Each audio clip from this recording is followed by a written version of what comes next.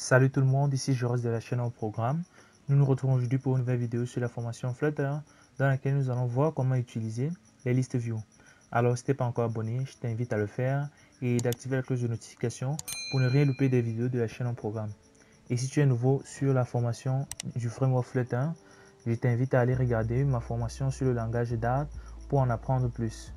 Donc, nous allons d'abord modifier notre code de la fois dernière. Donc, nous sommes maintenant sur les listes view.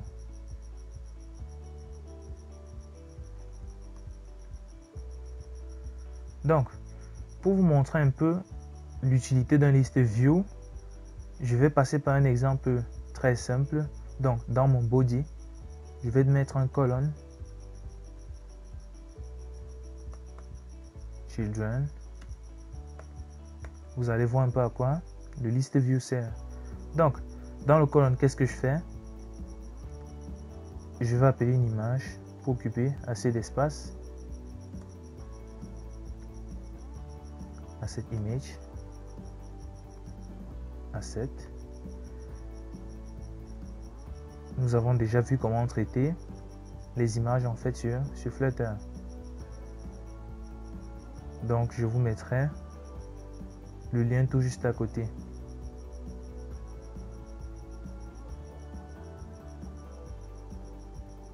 .jpg. Si je sauvegarde, là voilà mon image. Donc j'essaie un peu de réduire la taille.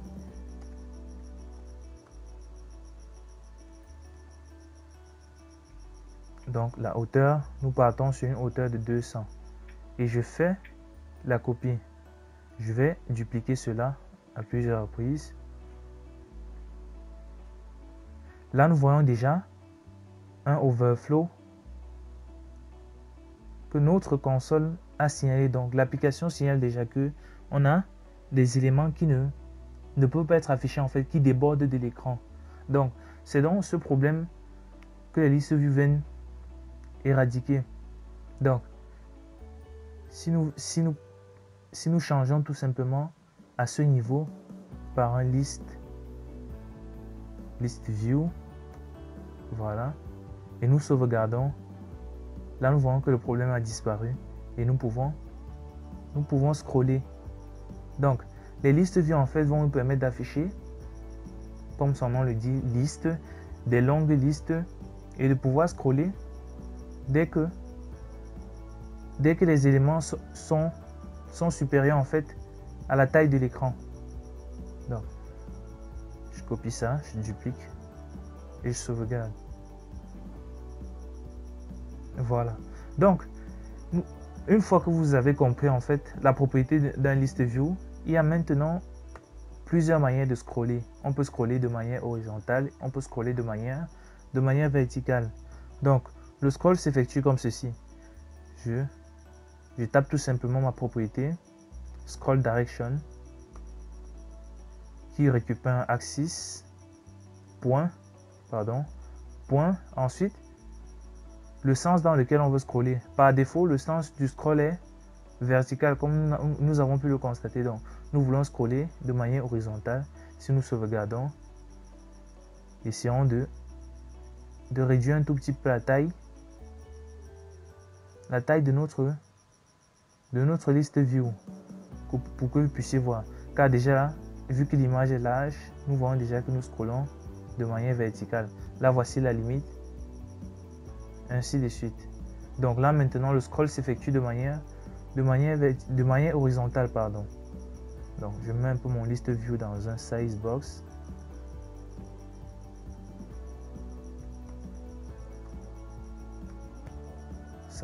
Et je lui attribue une taille de 200 et je colle mon liste view là. Si je sauvegarde, là nous voyons bel et bien que notre liste view scroll de manière horizontale. Donc nous avons ce type de liste view. Nous en avons encore un autre type qui récupère en fait une liste et qui le génère. Donc nous allons utiliser maintenant la propriété build du list view. Donc, nous n'allons pas étudier toutes les propriétés du list view. Nous allons étudier en fait le nécessaire dans cette vidéo. Donc, list view point build. Et maintenant, il y a certaines propriétés que nous allons devoir renseigner. Par exemple là, item build en fait récupère une fonction, si nous voyons bien là, qui prend en paramètre le constructeur et un entier. Donc, contexte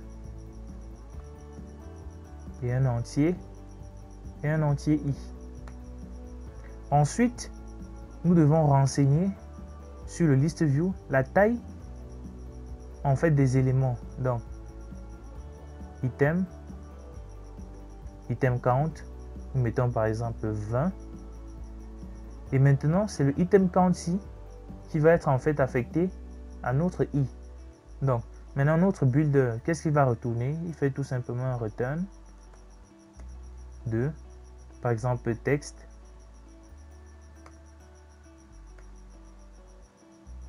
Je suis l'index, par exemple, $i. Donc, je suis l'index $i. Nous augmentons un tout petit peu la taille. Style, text style, font size. Nous allons à 22 et nous sauvegardons. Donc là, nous voyons que vu que nous avons attribué une taille à notre list view qui est de 200, donc notre list view s'élimine là, et si nous scrollons, nous voyons que notre list view.build a en fait généré des éléments partant de 0 jusqu'à 19.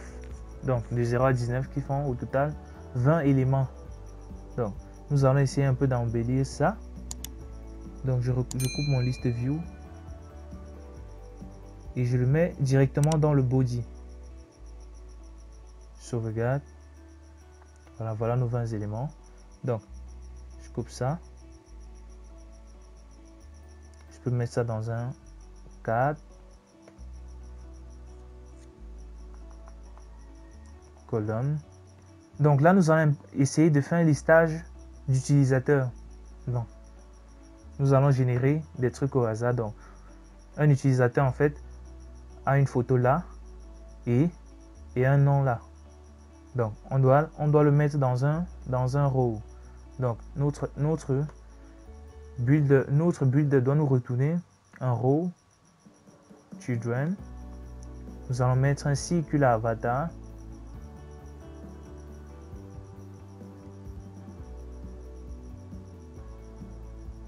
Cycle avatar. Pardon. Donc, dans le cycle avatar,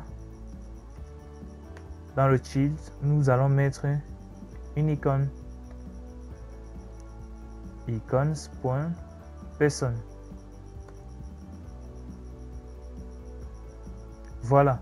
Là, nous avons déjà en fait les icônes des utilisateurs. Maintenant, à côté, nous devons mettre les noms de chaque utilisateur. Donc, déjà, je coupe ceci. Donc, notre row, nous allons le mettre dans un cadre pour que cela fasse un peu plus beau. Dans un cadre, et je mets mon row.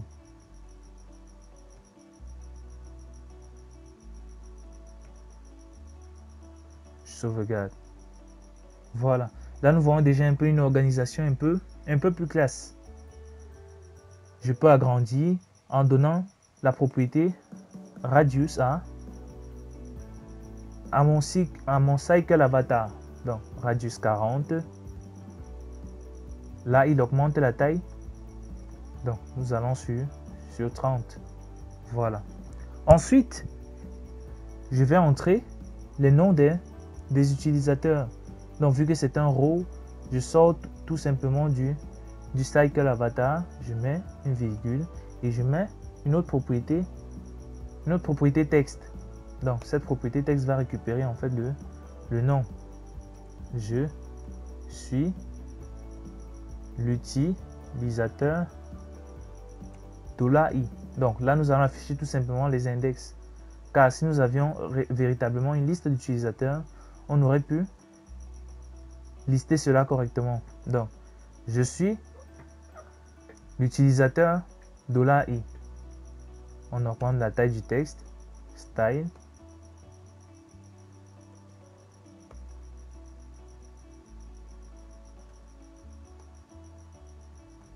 font size 25.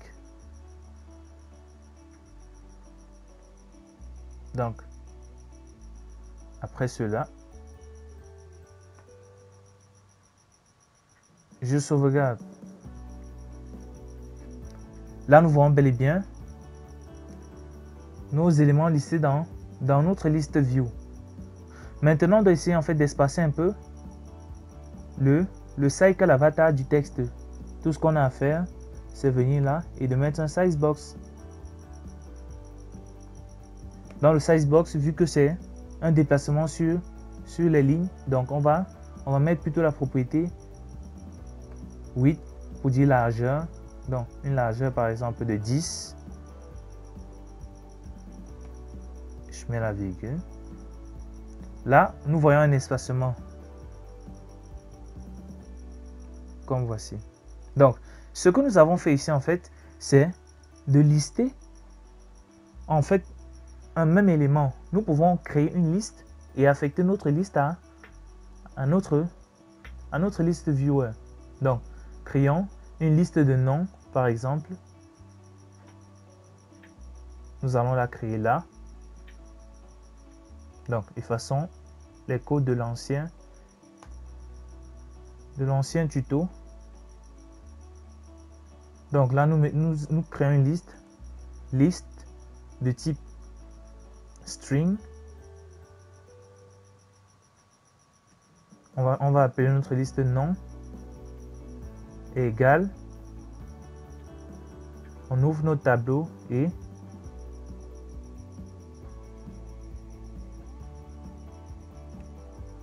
on affecte directement nos valeurs. Donc, sur les noms, on va affecter des noms quelconques.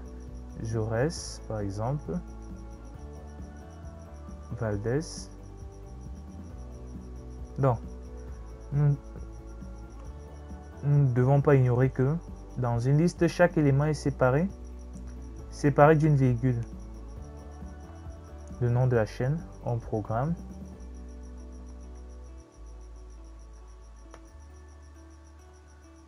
JavaScript.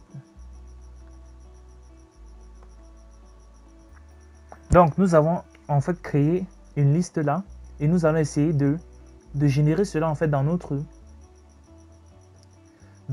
liste view. Donc, maintenant, la taille de notre liste view n'est plus égale à 20, mais plutôt égale à un autre nom point len. Donc, nous savons que la méthode len en fait renvoie un entier qui représente en fait la taille de notre liste. Maintenant, dès que nous avons la taille, ce que nous avons à faire, c'est qu'avant de retourner, nous disons tout simplement ici final. Nous devons déclarer la variable qui va récupérer chaque élément. Final nom égale à quoi? Changeons la variable. Donc final n égale à nom de i. Donc je dis là tout simplement, va dans ma liste. À chaque fois que la liste va tourner pour récupérer un élément, tu affectes un indice i, tu affectes ça à n. Et je viens tout simplement là. Je n'affiche plus aucun indice. J'affiche tout simplement ma variable $n. Et je sauvegarde.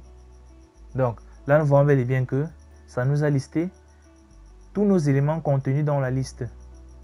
Donc, Jaurès, Valdez, ainsi de suite. Donc, nous sommes arrivés au thème de notre vidéo sur les listes view. N'hésitez pas à vous abonner et d'activer la cloche de notification pour ne rien louper de la chaîne en programme.